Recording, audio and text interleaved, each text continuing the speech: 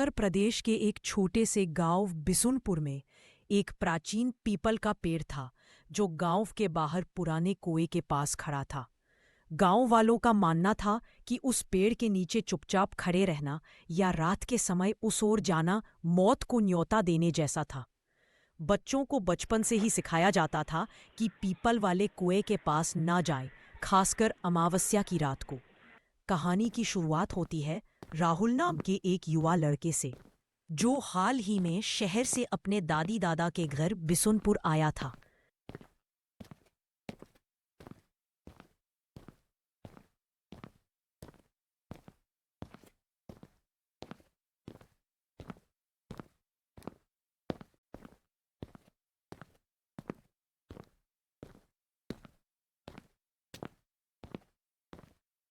गर्मियों की छुट्टियां थीं और उसे लगता था कि यह गांव बहुत ही उबाऊ है।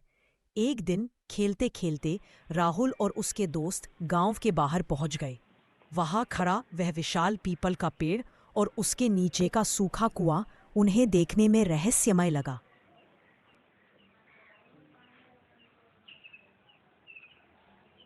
अरे, यही है वो चुड़ैल वाला कुआं। सोनू ने डरते हुए कहा। बाकी सब डरकर पीछे हट गए, लेकिन राहुल अरे मुस्कुराया। भूत वूत कुछ नहीं होता, सब झूठ है। रात का समय था और राहुल को नींद नहीं आ रही थी। उसने सोचा क्यों न खुद उस कुएं के पास जाकर देखे कि वहां असल में क्या है। वह चुपचाप घर से निकला और पीपल के पेड़ की ओर चल पड़ा। जैसे ही वह वहां पहुंचा,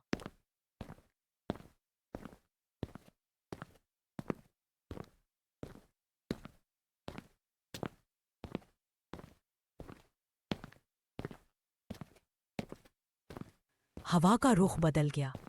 पेड़ की पत्तियां तेजी से सरसराने लगी। अचानक उसे किसी के गाने की धीमी धीमी आवाज सुनाई दी। कोई औरत गा रही थी, बेहद करुणा से भरा सुर जो जैसे आत्मा को छू जाए। राहुल ने कुएं की ओर देखा। वहां एक सफेद साड़ी में लिपटी औरत बैठी थी। लंबे खुले बाल, लाल आंखें और पैरों के नाखून जमीन को चीरते हुए लग रहे थे। वह औरत मुस्कराई, एक भयावह मुस्कान। भाग 3, चुड़ैल का अतीत। राहुल किसी तरह भागकर घर पहुंचा, लेकिन अगली सुबह से ही वह बदला बदला सा लगने लगा। उसकी आंखें गड्ढों में धंस गई थी। वह नींद में बड़बड़ाने लगा था, पीपल, कुआं, लौट आओ। उसकी दादी शांति देवी समझ गई कि राहुल किसी भूत प्रेत के संपर्क में आ चुका है। उन्होंने गांव के पुजारी को बुलाया। पुजारी ने मंत्रों और जड़ी बूटियों से राहुल का तात्कालिक बहुत साल पहले इस गांव में चंदा नाम की एक विधवा औरत रहती थी, सुंदर पर अभागी। गांव के कुछ नीच पुरुषों ने उस पर बुरा इल्जाम लगाया और उसे पीट पीट कर कुएं में फेंक दिया। कहते हैं मरने से पहले चंदा ने शाप दिया कि वह वापस लौटेगी चुड़ैल बनकर, और जब भी कोई जवान लड़का उस कुएं के पास आएगा वह उसे अपने साथ ले जाएगी। राहुल की हालत सुधर रही थी, लेकिन गांव में अजीब घटनाएं शुरू हो गईं। किशोर उम्र के लड़के गायब होने लगे। कुएं के पास अजीब आवाजें सुनाई देती, कभी किसी औरत की रोने की, कभी किसी के हंसने की। एक दिन सोनू भी गायब हो गया। उसकी चप्पलें कुएं के पास मिली।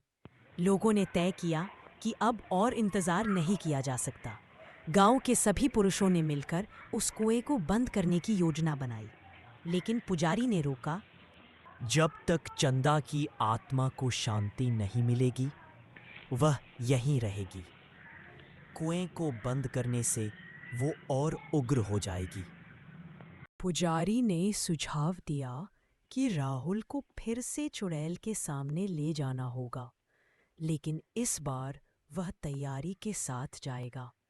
एक विशेष यज्ञ की राख, तुलसी की माला और देवी माँ के मंत्रों से सुसज्जित तावीज पहनाकर राहुल को अमावस्या की रात कुएं के पास भेजा गया। राहुल डरते डरते वहां पहुंचा। वही आवाज, वही सर्द हवा, वही सफेद साड़ी। चंदा की आत्मा प्रकट हुई। तू फिर आया है? उसने कहा, उसकी आवाज में दर्द और गुस्से का। तू फिर आया है?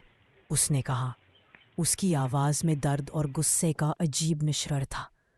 राहुल कांपते हुए बोला, तुम्हें शांति चाहिए, हम तुम्हारी मदद करने आए हैं।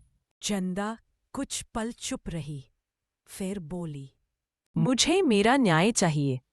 मेरे हत्यारों की आत्माएं अब भी इस गांव में घूम रही हैं। जब तक उन्हें दंड नहीं मिलेगा, मैं नहीं जाऊंगी। पुजारी ने गांव के बुजुर्गों से पूछा और धीरे धीरे सच सामने आने लगा। जिन पुरुषों ने चंदा के साथ अन्याय किया था, उनके वंशज आज भी गांव में थे। पुजारी ने एक बड़ा यज्ञ करवाया और उन वंशजों से माफी मंगवाई गई। जब सभी दोषियों ने सार्वजनिक रूप से अपनी गलती मानी और पीपल के पेड़ के नीचे चंदा के लिए दीप जलाया, तब अंतिम बार उसकी आत्मा प्रकट हुई। अब मुझे शांति मिल गई है, उसने कहा और धीरे धीरे हवा में विलीन हो गई। उस दिन के बाद से न कोई गायब हुआ, न कुएं से कोई आवाज आई। राहुल की छुट्टियां समाप्त हुई। वह अब भी कभी कभी पीपल के पेड़ के पास जाता, वह दीपक जलाता और चंदा की आत्मा के लिए प्रार्थना करता। अगर कहानी अच्छी लगी तो एक लाइक, चैनल को सब्सक्राइब ज़रूर करें। मिलते ही नेक्स्ट वीडियो में।